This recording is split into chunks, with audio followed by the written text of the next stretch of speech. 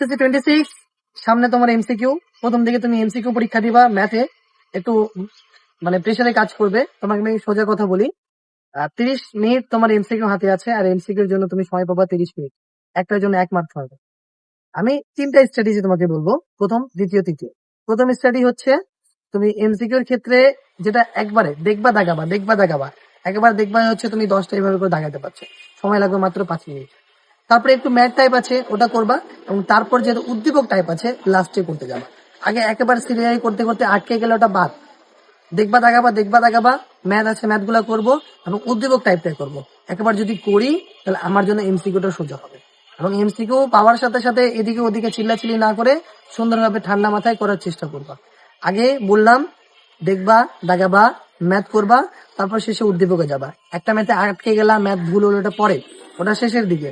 এভাবে যদি করো তুমি রিভিশন করাও সময় পাবা এবং ম্যাথ করতেও ভালো করতে পারবা। ঠিক আছে, তোমার জন্য শুভকামনা থাকলো। এমসিকিউ ভালো হবে এবং সাথে সাথে ম্যাথ পরীক্ষাও ভালো হবে।